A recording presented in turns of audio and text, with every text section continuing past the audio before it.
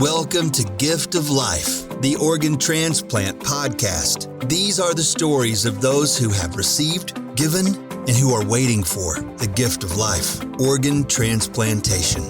Now here's your host and heart and kidney recipient, BJ Odom. Welcome to Gift of Life, the Organ Transplant Podcast, a place where we journey through the incredible world of organ transplantation.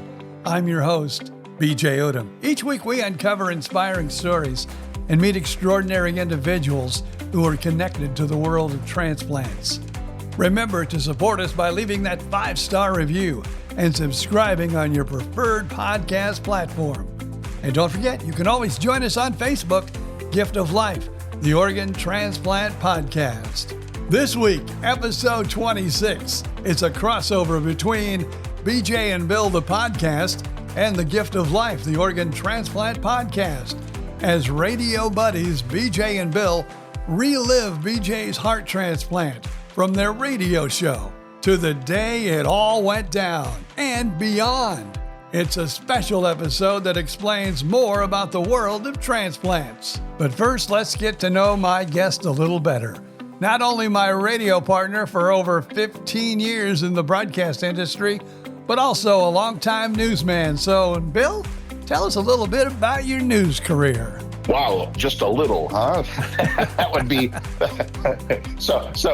Boil a 40-year career down to 2 or 3 sentences, no problem.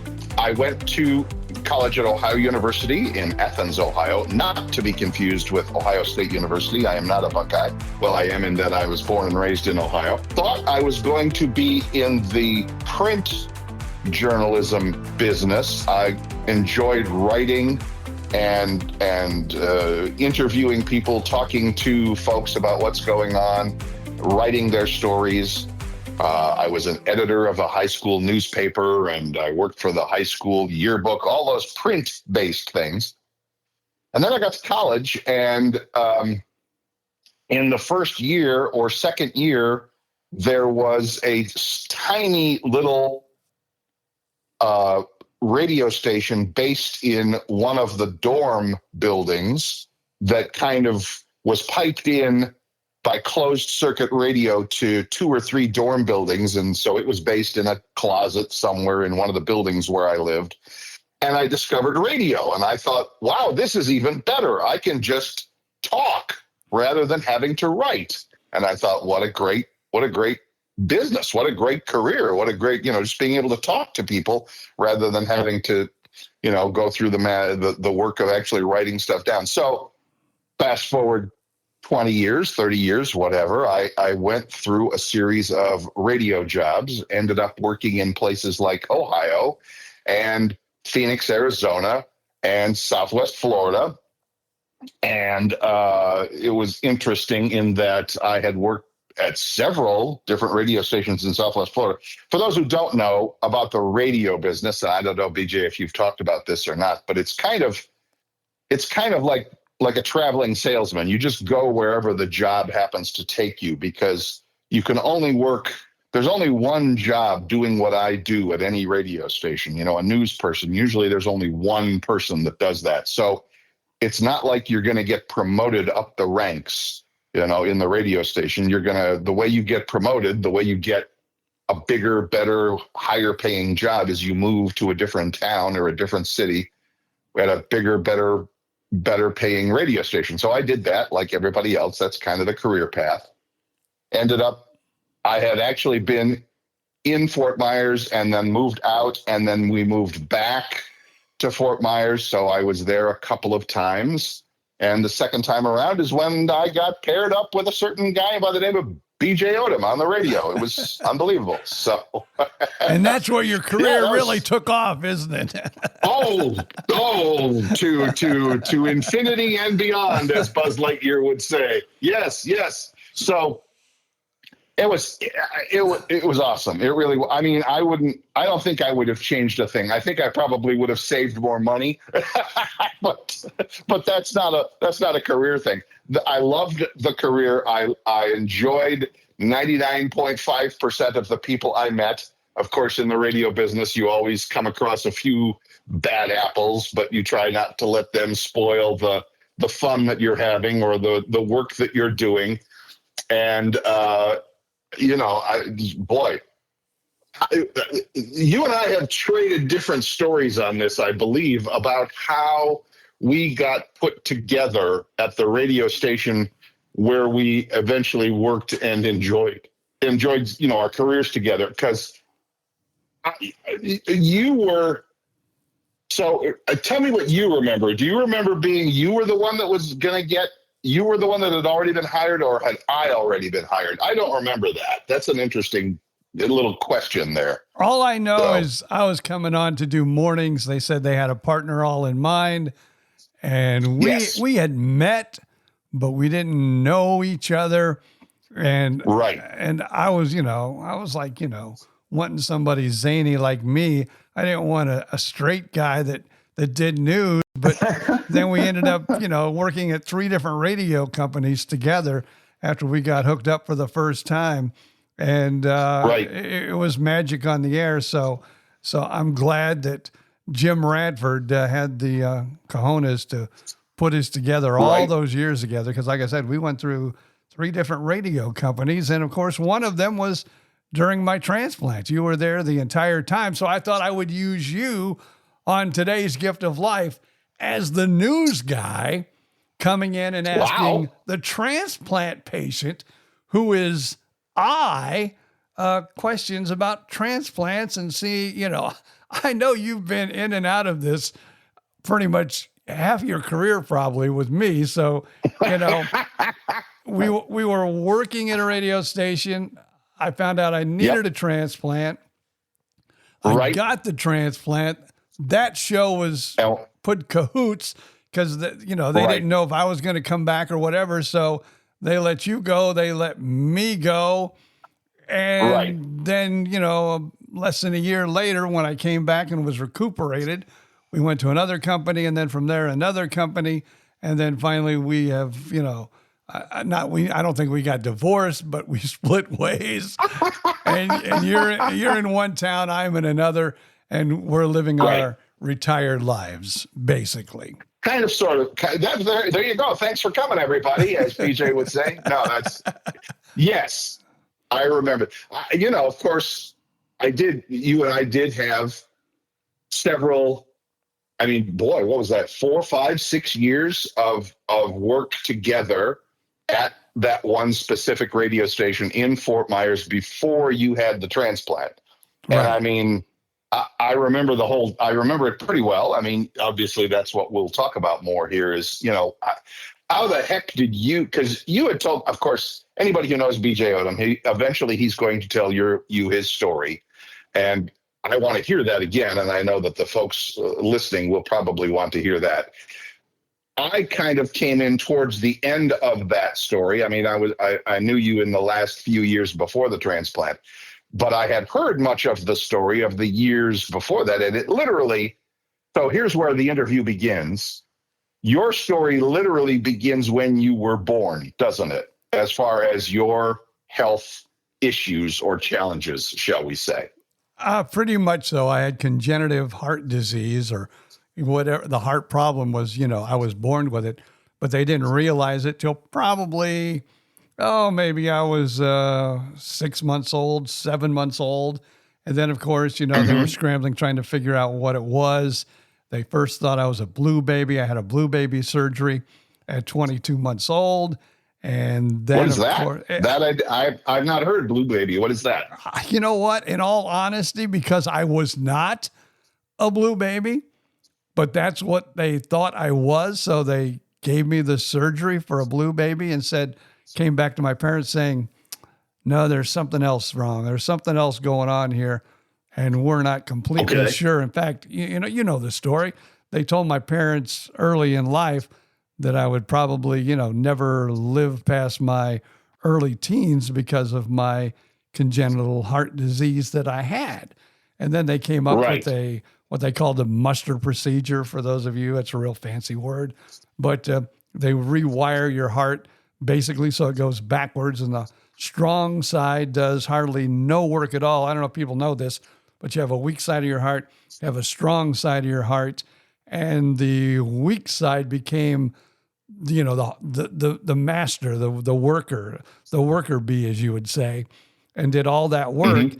And by the time, and I had that surgery when I was 14 years old, and pretty much a brand new surgery at the time.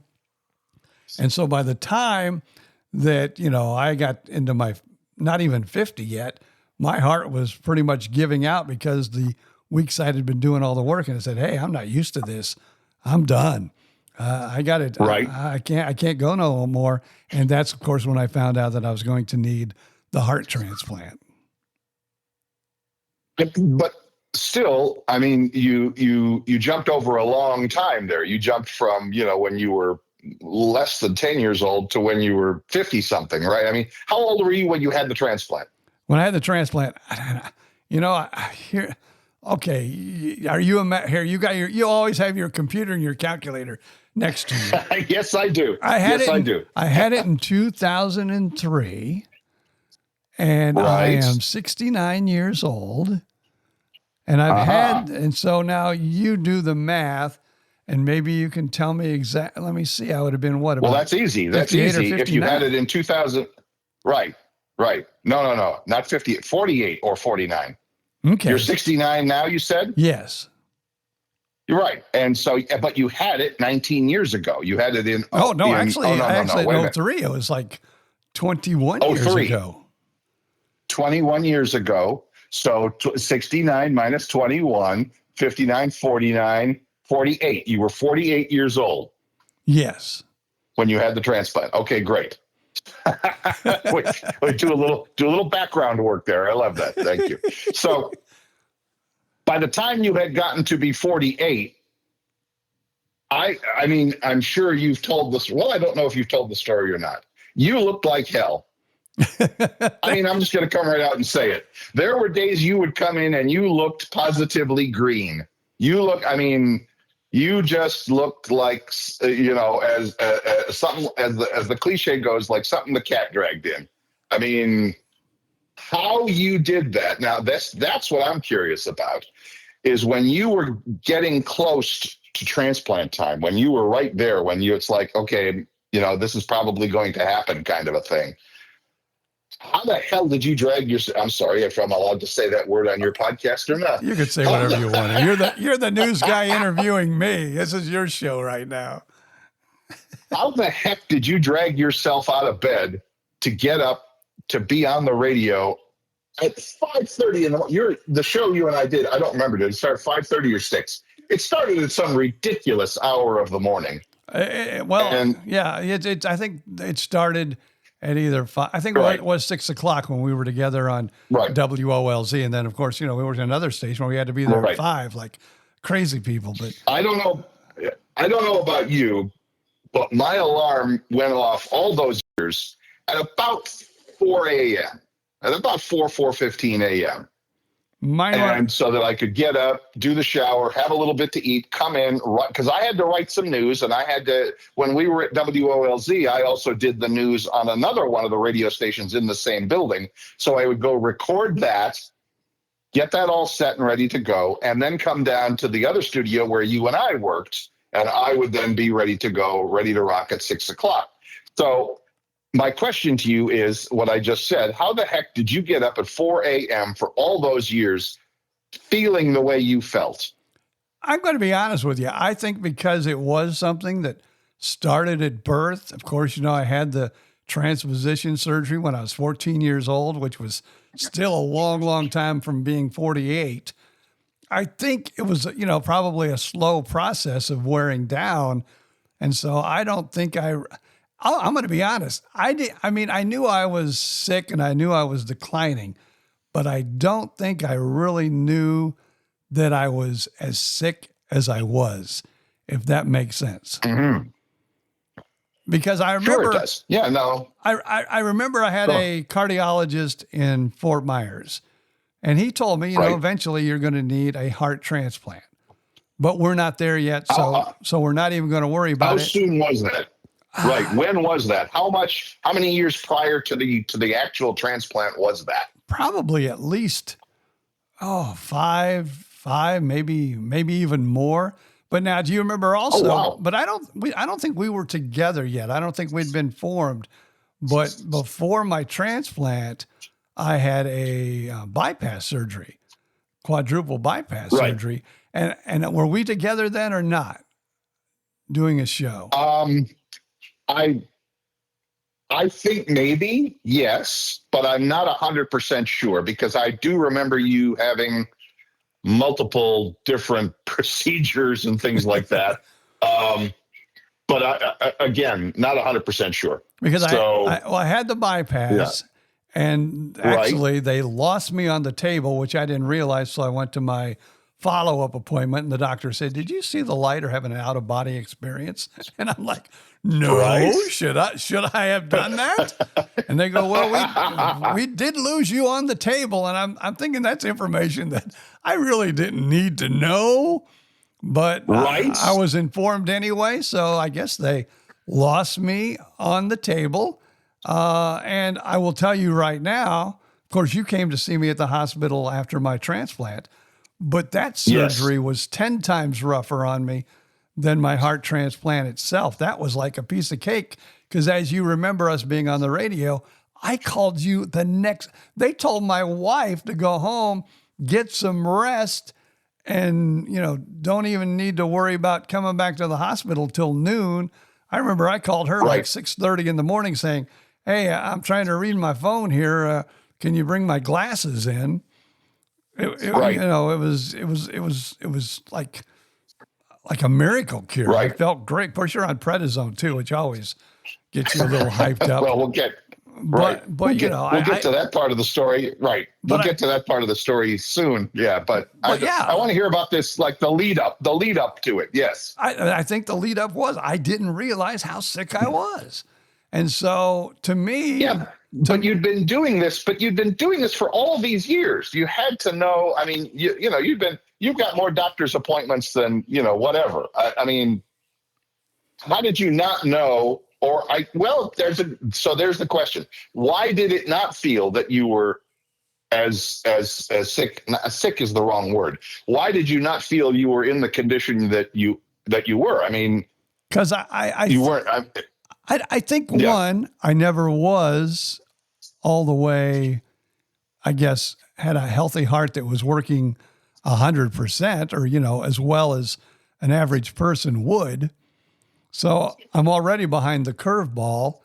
And then I think, the curve up to the transplant was a very slow process where I never really, I guess it happened at a slow time that I didn't even realize it. And I didn't realize it until actually, my cardiologist, as I said, in Fort Myers says, "Well, it's time.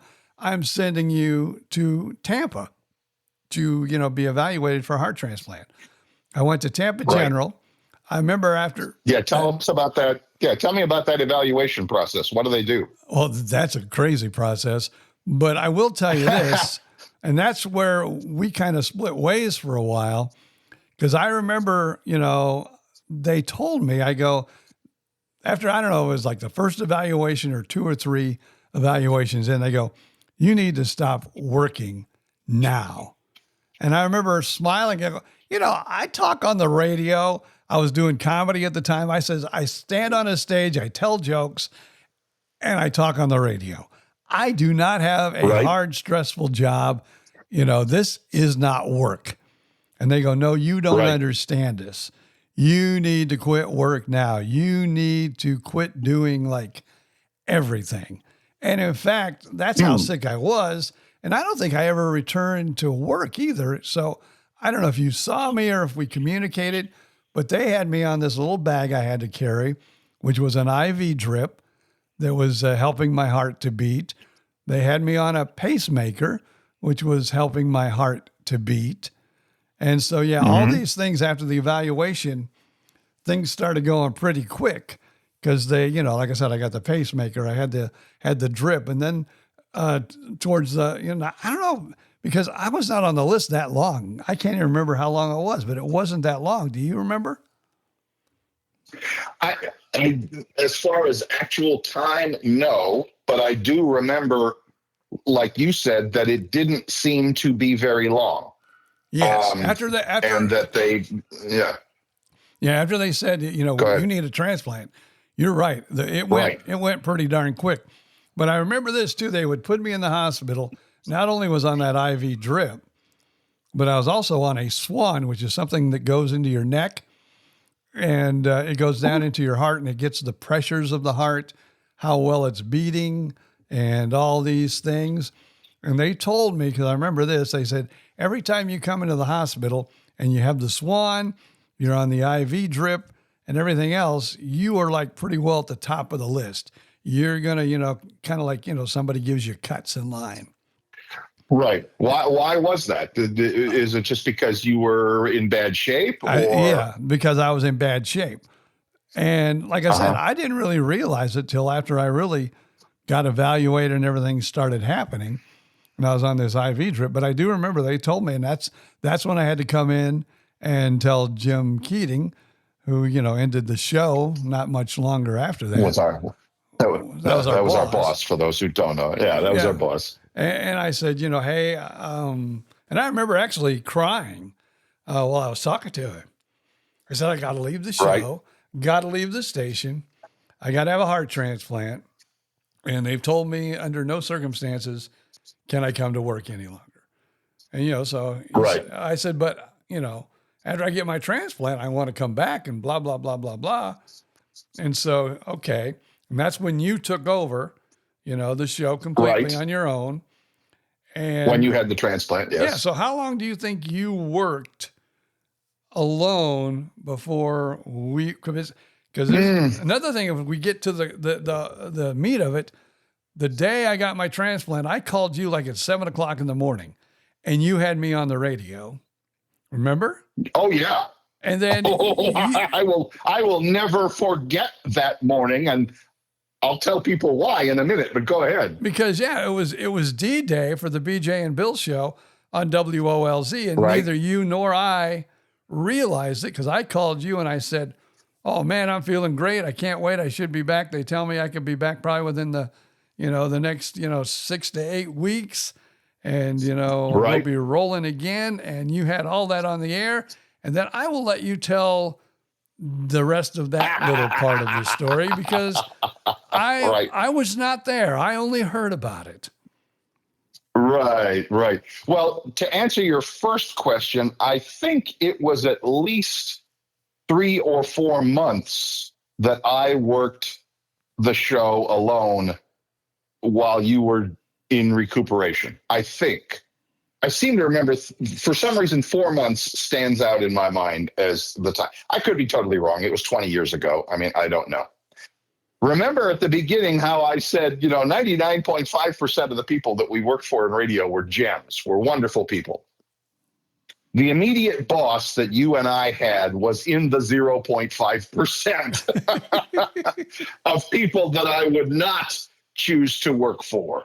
But after the guy who was our first boss was magnificent. Super magnificent. Jim Radford was his name. Jim, if you're listening, he's semi-retired, helping his wife up in the panhandle of Florida. I hope you're okay after all the storms. Was a genius in the radio business. He worked his butt off. He knew. Well, I can't say enough about the guy. He was terrific. And he was a huge supporter and huge fan of the BJ and Bill show. Of course, it was making him a ton of money, so he should have been a big fan. At a time when I think there were 3 or 4 or 5 radio stations in one building under the same general manager, the BJ and Bill show was the absolute cash cow of that. So anyway, long story short, we were making money. Everybody was happy. They loved us. When BJ was gone, I did the show 3 or 4 months. But you're right. Literally the Monday morning after you had the surgery, you called me and I put you on the air live, and it was amazing. It was, like you said, it was a miracle that here's a guy who literally had a heart transplant, opened up his chest and put in a new heart like less than 48 hours ago. And here he is talking on the phone, sounding just fine, sounding like the BJ everybody knew and loved, was happy and grateful and thankful to be ready to, get back to work. Hung up the phone, got off the phone, and this guy I will not give him the honor of naming him, came into the studio and was livid, screaming that I had put BJ on the radio. And don't ever do that. Don't do that. Talk to me before you do anything like that again. Blah, blah, blah, blah, blah. Out, slam the door, goodbye.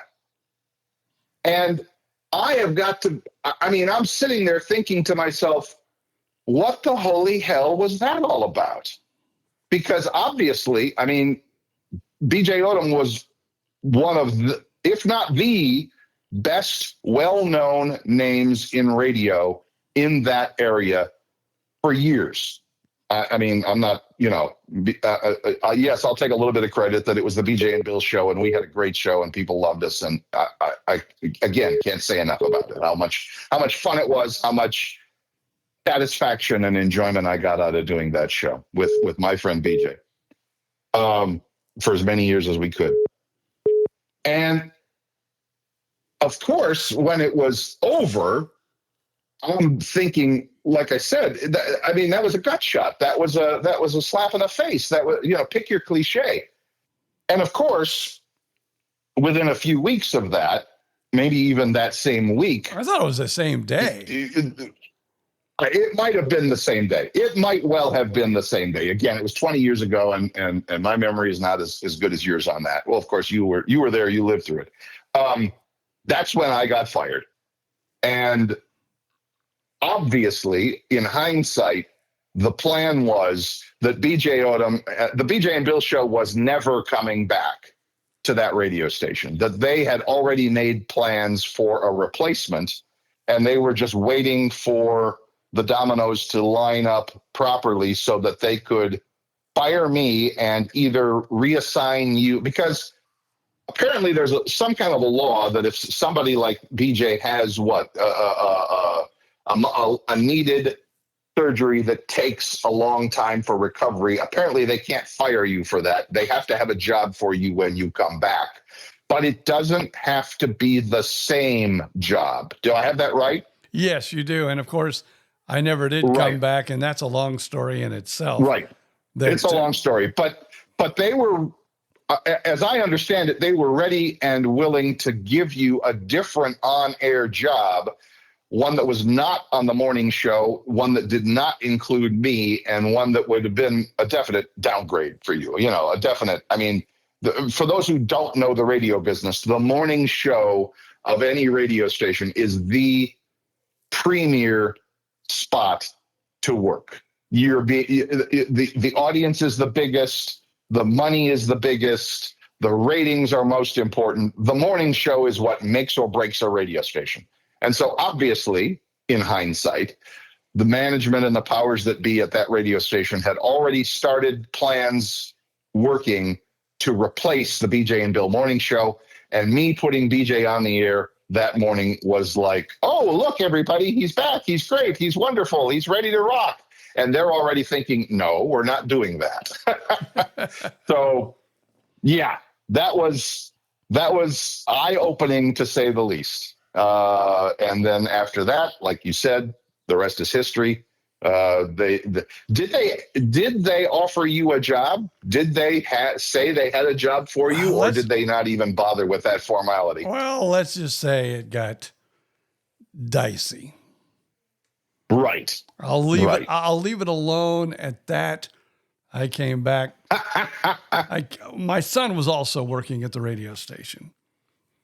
And yeah, that made it even more interesting. Yeah, didn't that made it more interesting, because I came back and said I was ready to go back to work, and they go, "Well, you're on disability, and your disability will get taken away from you, and we really don't have a job for you." And they said too, "And we really don't have a position for you at the moment."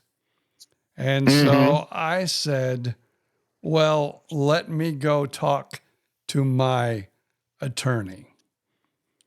And when I said that, my son, who was working at the radio station at the time, was let go the next day. Yes. And so, how about that? So I called the next day, and like I said, we're really talking about transplants, but I told them to take their Right. job and stick it somewhere where the sun doesn't shine. Right. And, so I was just, Right. So yeah, then I left the radio station, had a non-compete, called the head of Clear Channel at the time, which is now iHeartRadio, and told him the whole story. And I got a call from our boss the next day saying the non-compete had been dropped. And I think it was about a week or two later that you and I popped up at another radio station in town. Right. And yes. so, yeah, you're right. The story is more about the transplant, and I'll get back to that. But you can wrap it up any way you like, but I will wrap it up by saying, in my mind, and I know a little bit about marketing, and I know a little bit about advertising, and I know a little bit about promotion, especially in the radio business, having been through it.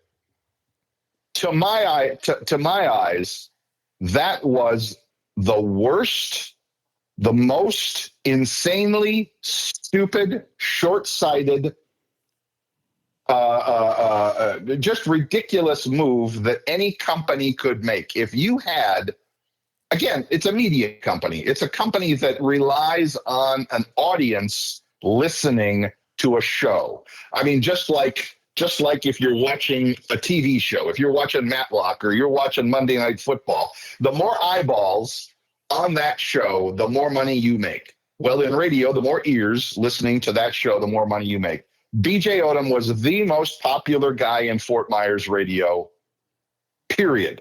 I mean, okay, we can argue, whatever. But we had the ratings, we had the statistics, and we had the sales numbers to demonstrate that the BJ and Bill Morning Show on that radio station was the most successful show in town during that time. And this company decided, for whatever reason, no, we don't want him back. And then of course to it got picked up by the newspaper. It made national headlines. And it was. How do you make that decision? And of course, the shock jocks in the market were capitalizing on it because they work for another company, and they just drilled it home. Right. And they were sure. The people I competed against, months ago were now. We're friends. We're now in my corner crucifying our old company. Unbelievable that you had in your hand literally one of the best comeback stories ever written.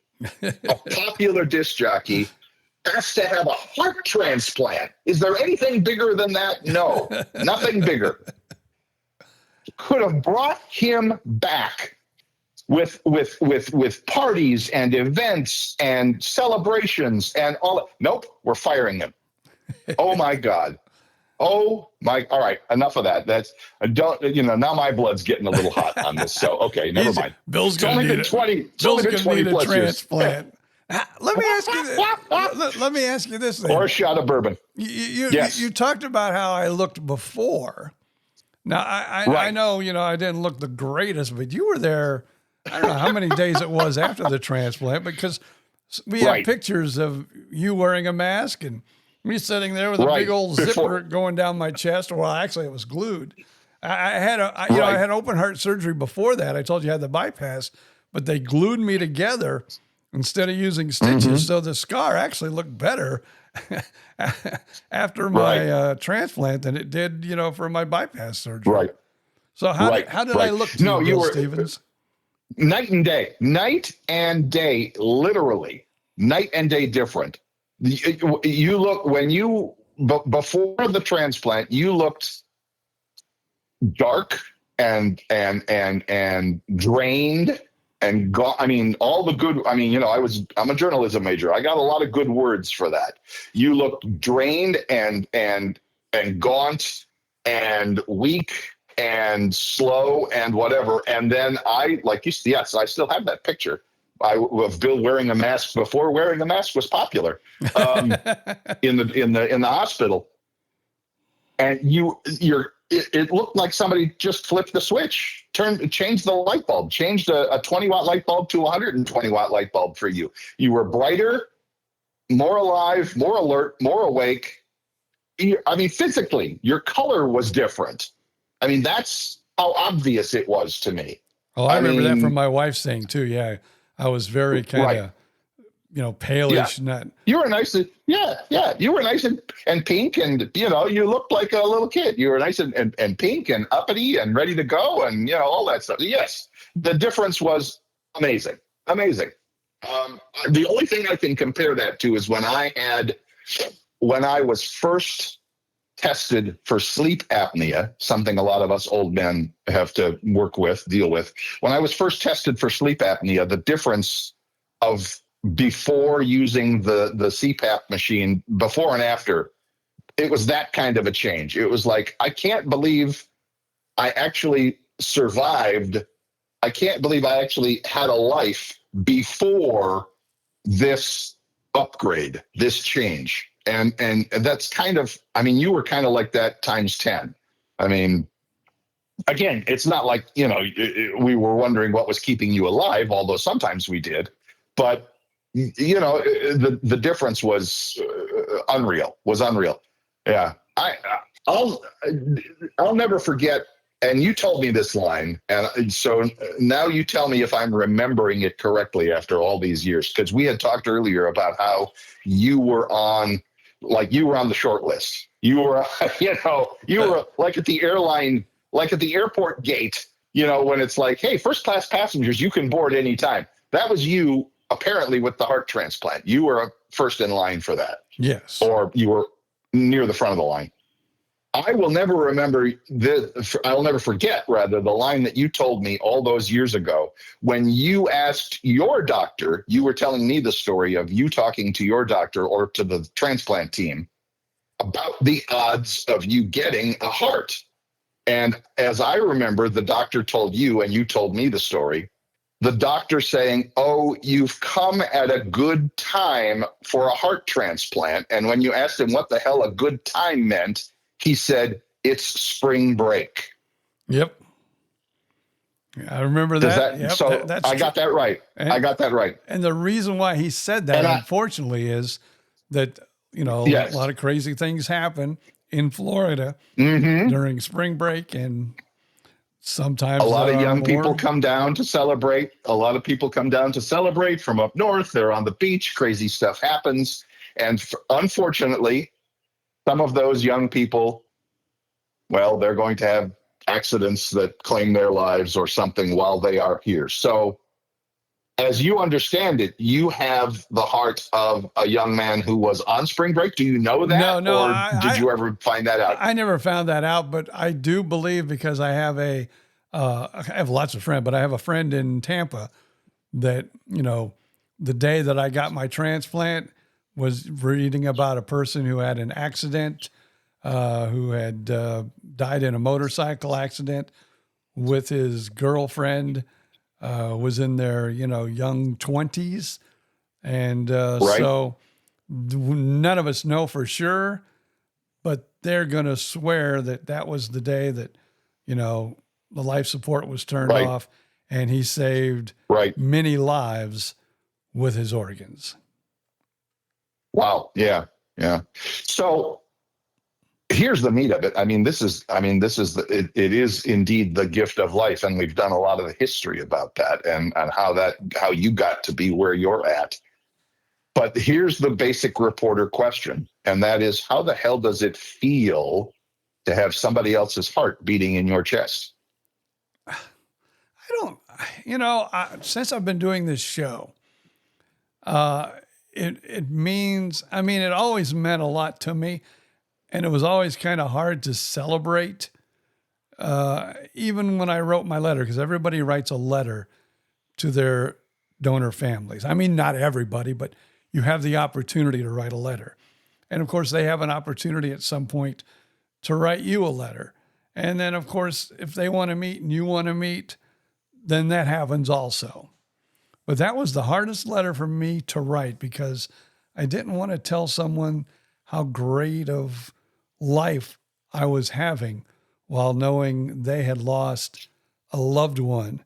But now that I've been doing this show and talking to some donor families, even a mother who got to hear her son's heartbeat in another human being, my attitude has changed, because for that woman, that closure was amazing for her. Not amazing. I mean, that's maybe not the right word to use, but Right. it did bring closure, and it did bring, some calmness to the whole situation, even though it was a rough situation. She's just glad, and she feels that, it's that her son's spirit is actually working not only in that person that, got the heart, but other people who received organs from her son, and his legacy, she feels,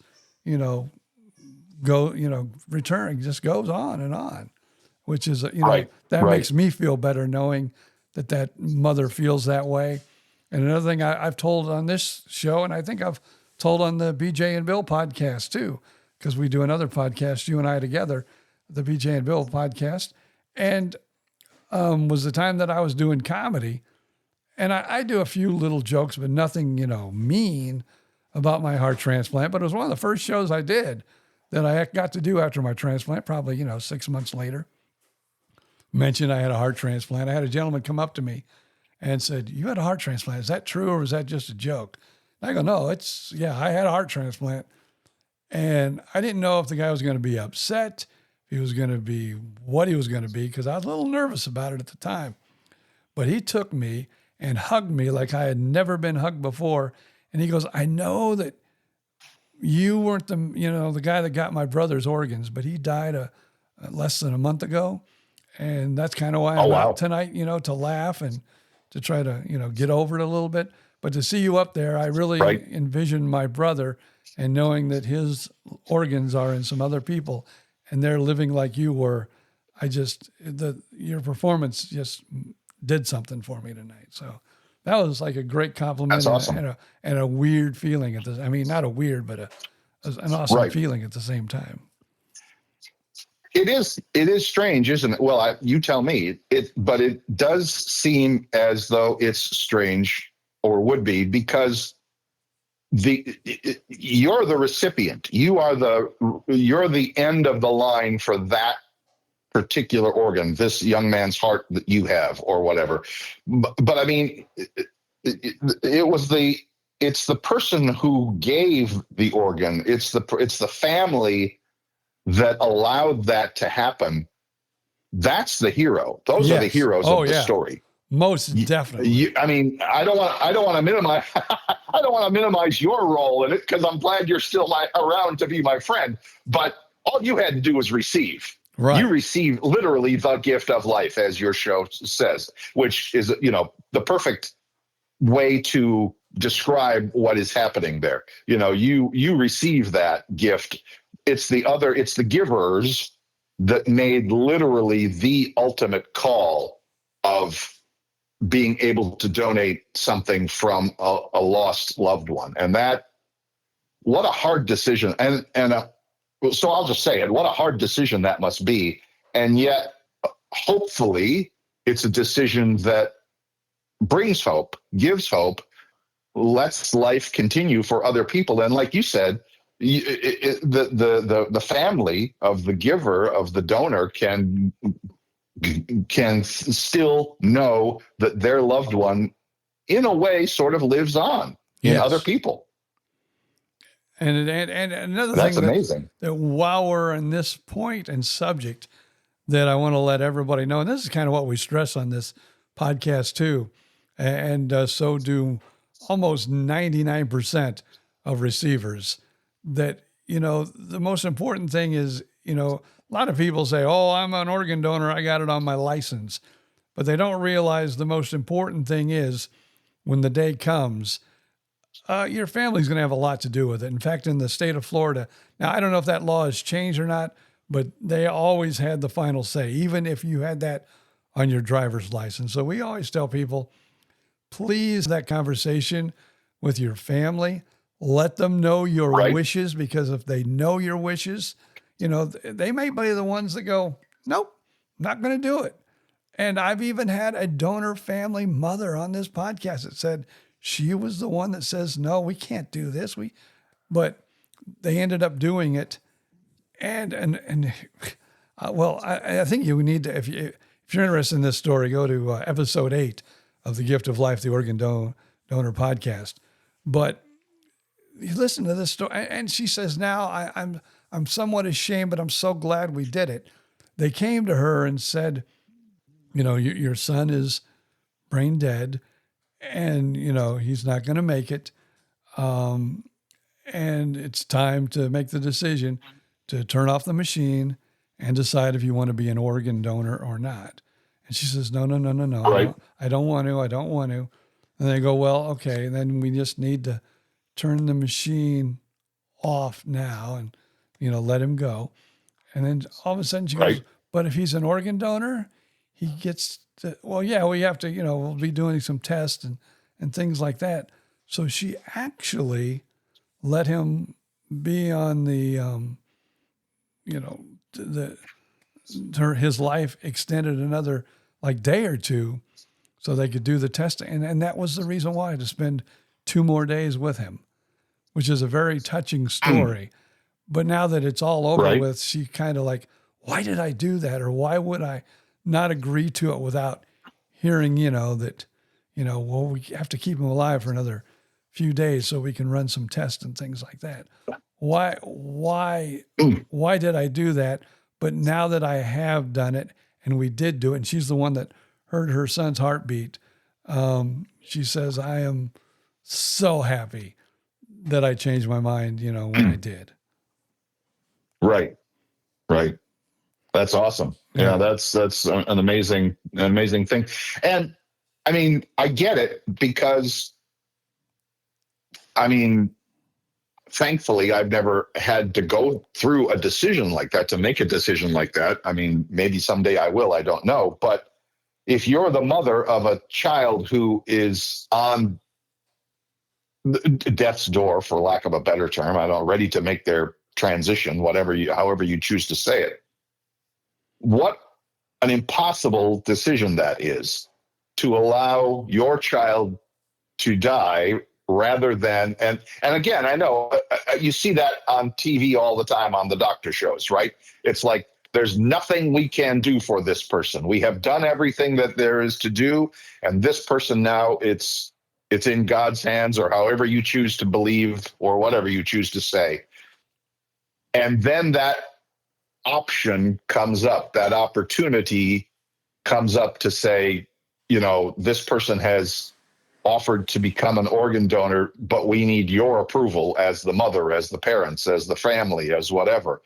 What a hard decision that must be. And wow.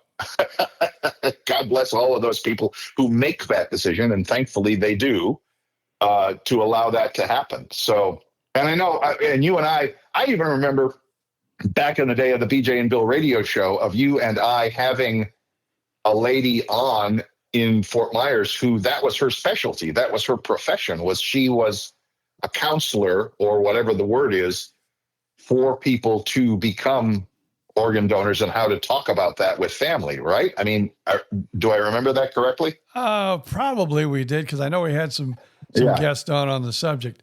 But I remember, before I had my transplant, we had Mike Terry on. I don't know if you remember that or not. He was the gentleman who had a heart transplant. He was only a couple months out.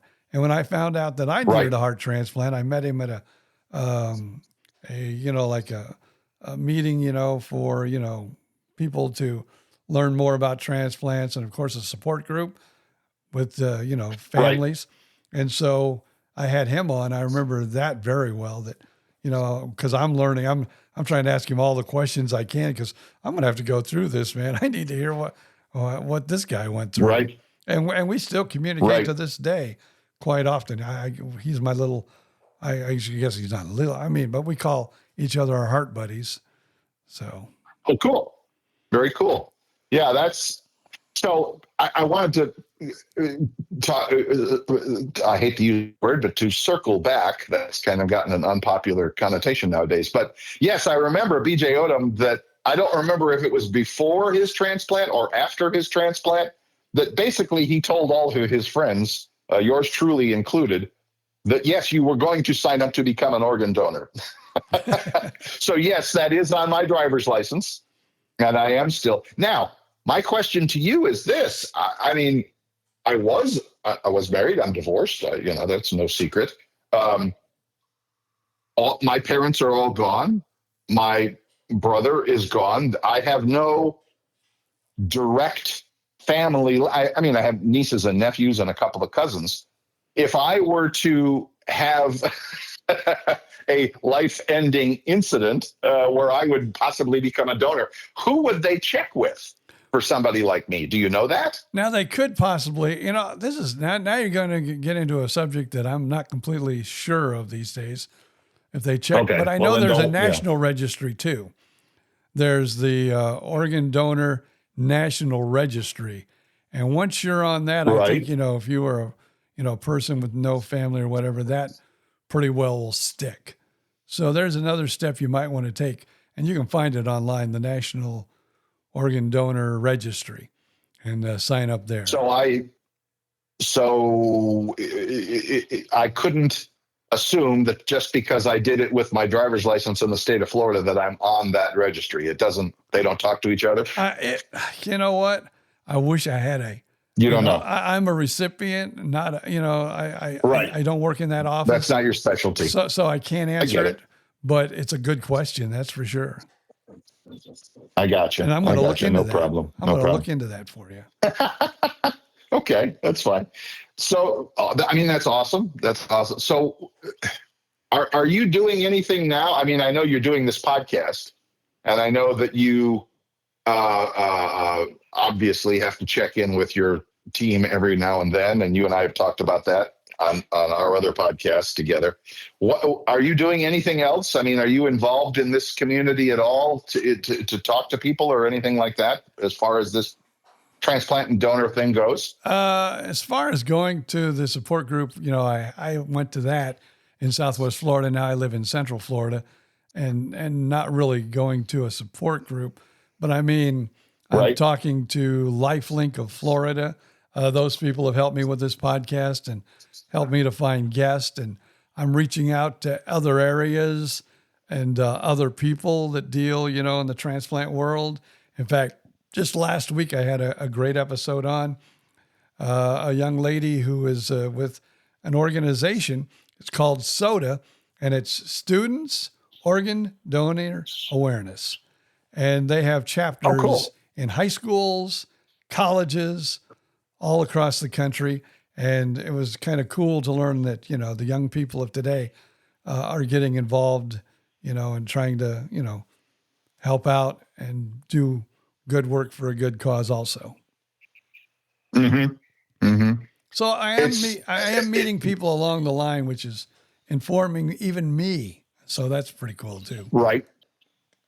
Well, there's always more to learn and more to find out about, for sure. I get it. So, but to me, I mean, as we're coming kind of down to the end of things here, but I was just curious, is there any way to kind of summarize this whole journey for you? Probably not, but I shouldn't put words in your mouth. How does this, if it was me, I don't know. I think I would wake up every day being thankful for another day that I probably normally would not have had it not been for that donation. Oh yes, definitely.